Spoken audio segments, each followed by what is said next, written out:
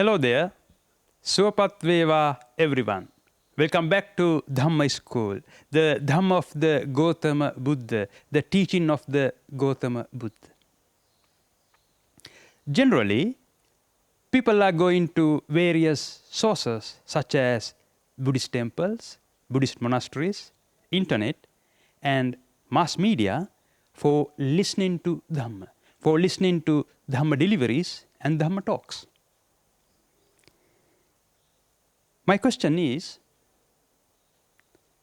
what are they looking for while listening to Dhamma? What do they want to know? What do they want to learn? What do they anticipate from Dhamma? Similarly, the monks or laypersons, if they are teaching Dhamma, what should they teach us as Dhamma? For finding out what should be learnt as Dhamma and what should be taught as Dhamma, there is an interesting sermon of the Buddha. Now let's have a look. Patama Kala Sutta. Patama means the first. The first sutta named Kala. The Buddha uttered, Chattaro me bhikkhave kala. Chattaro means four. Bhikkhave means practitioners. Then, practitioners, there are four kala.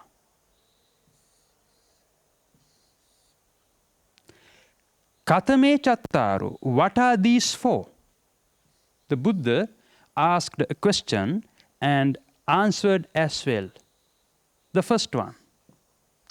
Kalena Dhamma Savana. Dhamma Savana means listening to Dhamma.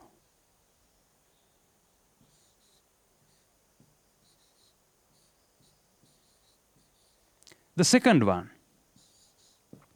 Kalena Dhamma Sakaccha. Dhamma Sakaccha means discussing Dhamma.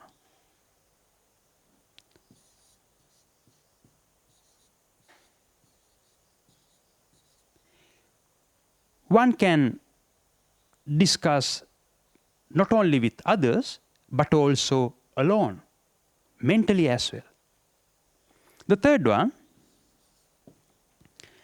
Kalena Samato. Samato is a meditative technique. Samato means calming down the mind.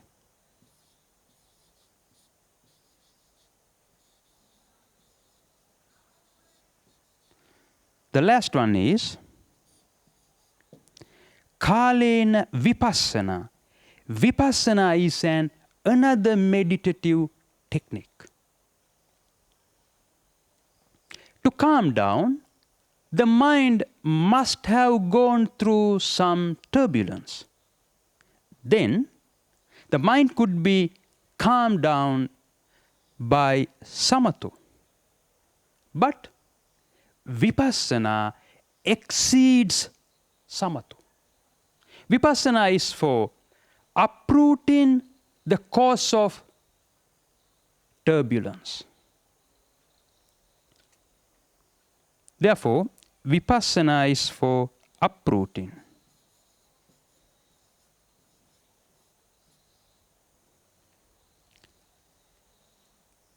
Samato is a provisional solution, but Vipassana is the definitive, the lasting solution. The Vipassana was introduced by the Buddha. The term Vipassana is made up of two words, Vi plus Passana.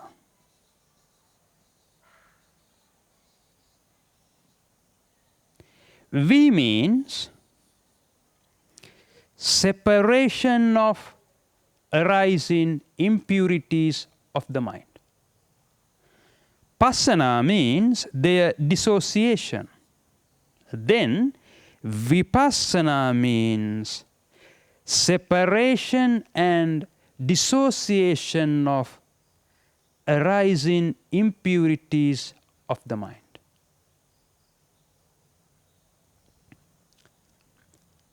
So my next question is, what's the aim of listening to Dhamma? What's the aim of discussing Dhamma?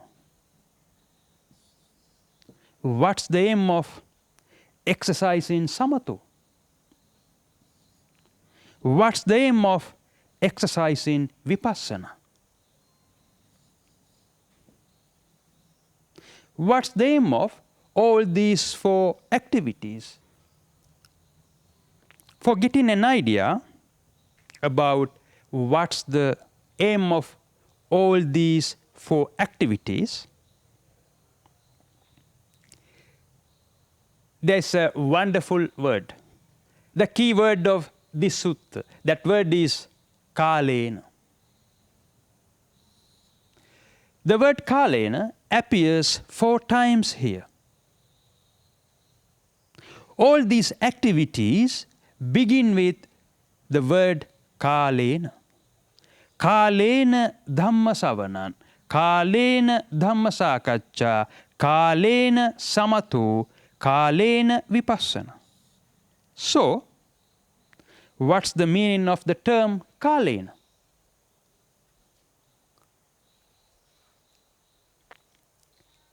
There are few common interpretations for the term kalena.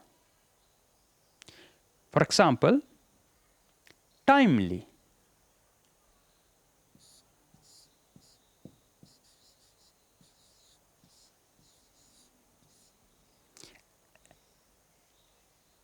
Or from time to time.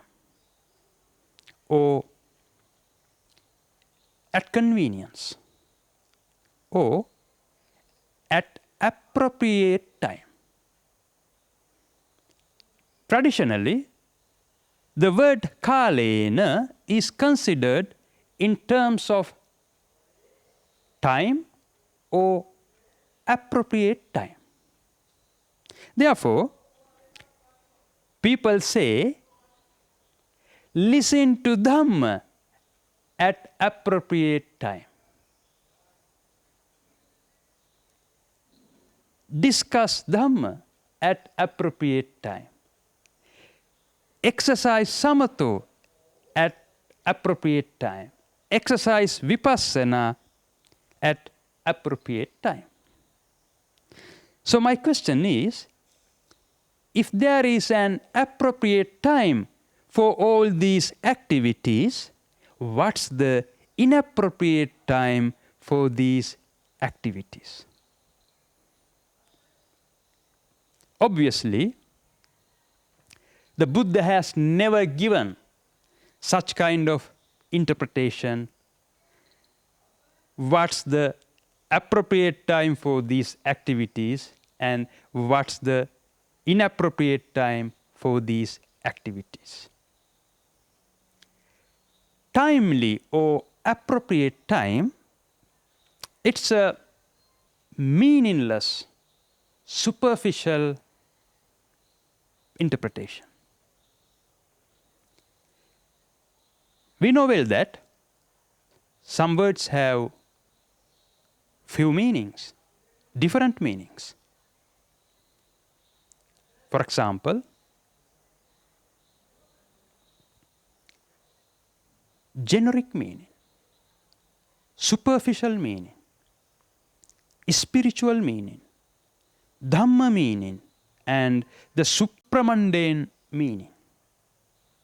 Here, we must explore the Dhamma meaning, the spiritual meaning of the term kalena. Because in this sutta, there must be the path to Nibbana. We know well that The Gautama Buddha elucidated his Dhamma in Magadhi language. In Magadhi, the term Kalena is made up of two words. Kala plus na. Na means no, or free, or eliminating, or uprooting.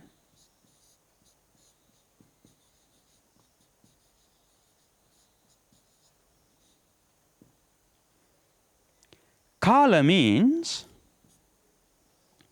the dirt, the mental dirt, the mental defilements, mental impurity, impure thoughts, or kilesa.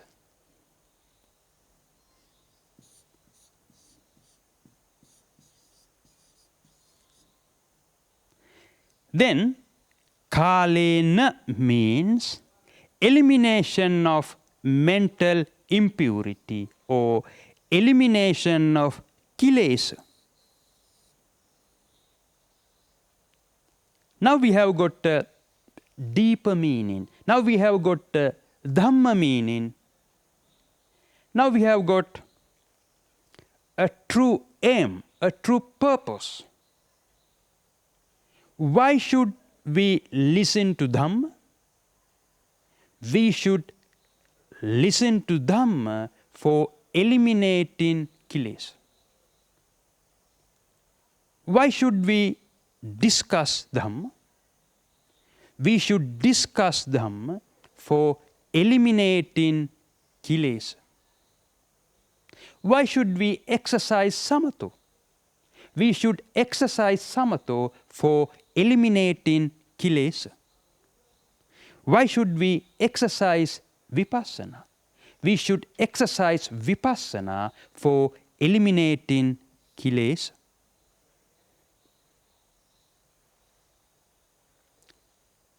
Now we have got an excellent idea that what should be learnt as Dhamma and what should be taught as Dhamma. The methodology of eliminating kilesa. According to this sutta, the impurity could be eliminated in 4 steps by 4 activities. But there is another sermon of the Buddha called Sabba Asava Sangvara Pariyaya Sutta, where the elimination of impurity is explained in 7 steps. However, it's important to understand that the first part of impurity must be eliminated while listening to Dhamma. And the last part of impurity must be eliminated by exercising samatha and vipassana. So my next question is, who could teach us the methodology of eliminating kilesa? Can each and everyone? No. Absolutely no. We must come across a special person, a special friend who is called Kalyana Mitta or Kalana friend. Kalana friend.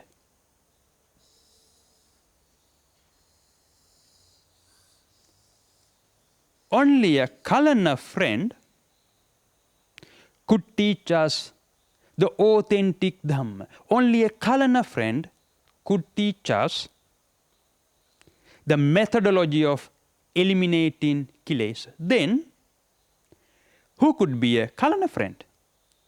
Who is qualified to be a Kalana friend? The Buddha. The Buddha is the greatest Kalana friend. And everyone who has achieved any of the purified mental stages of the enlightenment could be a Kalana friend. They all are called Arya beings. Arya beings.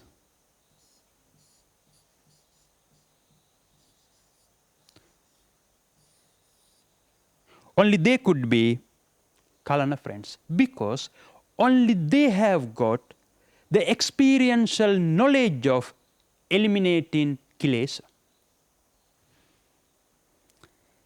The Kalana friend, the best friend ever we can meet in our life. The best friend ever we can meet in our sansaric lifetime.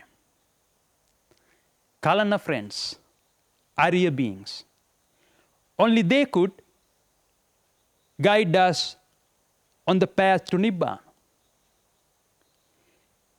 Without the encounter of a Kalana friend, we are completely blind about the path to Nibbana. However, what are these mental impurities? What are these kilesa? What are these impure thoughts? Are you able to recognize the arising impurities in your mind? All right. See you next time. Suwapat veva, everyone.